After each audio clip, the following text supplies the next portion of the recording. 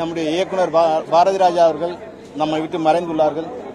இது தமிழ் திரைப்படத்துறைக்கு மட்டுமல்ல, தமிழ்நாட்டிற்கே ஒரு பெரிய இழப்பு. இன்று தமிழ் திரைப்படத்துறையில் நூற்றுக்கணக்கான நடிகர்கள், நூற்றுக்கணக்கான தொழில்நுட்ப கலைஞர்கள், இயக்குநர்கள், தயாரிப்பாளர்கள் என பல பேரை அறிமுகப்படுத்தியவர், மிகப்பெரிய ஆலமரம், பல விருதுகளை உருவாக்கியவர். இன்று அவர் நம்மை விட்டு பிரிந்துள்ளார்.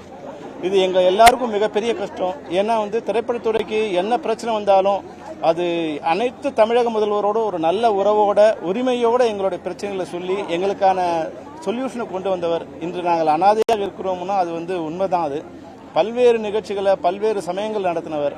அது மட்டும் இல்லாமல் தமிழ் திரைப்படத்துறைக்கு மட்டும் இல்லாமல் தமிழர்களோட உரிமைக்கு எந்தவித எதிர்பார்ப்பும் இல்லாத போராடிய மிகப்பெரிய போராளி. ராமேஸ்வரத்தில் தமிழ் ஈழத்துக்காக மிகப்பெரிய ஒரு மாநாட்டை நடத்தி உலக மக்களின் அனைத்து கவனத்தையும் திரும்ப செய்தவர்.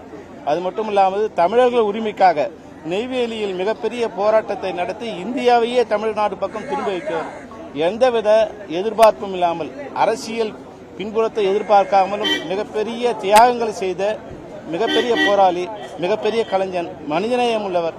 அவருடைய மறைவு எங்கள் அனைவருக்கும் இதயத்தை மிக சுக்குநூறாக்கியுள்ளது. குழந்தை மனசு கொண்ட ஒரு கலைஞன். ஏறக்குறைய 3 ஆண்டுகளுக்கு முன்னால் அவருக்கு இதுபோன்ற ஒரு நிலை வந்தபோது சகோதரர் JCS அவர்கள் MG மருத்துவமனையில் சேர்ப்பித்து அவரை காப்பாற்றி நம்மோடு இருக்க செய்தார். ஆனாலும் இன்று அவர் நம்மை விட்டு பிரிந்தாலும், அவர் பூதவுடல் நம்மை விட்டு பிரிந்தாலும், அவர் புகழுடம்பு என்றும் மறையாது. அவருக்கு அஞ்சலி செலுத்தும் விதமாக நாளை தேனியில் அவரது உடல் நல்லடக்கம் செய்யப்பட உள்ளது. அவருக்கு அஞ்சலி செலுத்தும் விதமாக நாளைக்கு தமிழ் திரைப்படத்தை சேர்ந்த அனைத்து படப்பிடிப்புகளும் நிறுத்தப்பட உள்ளது.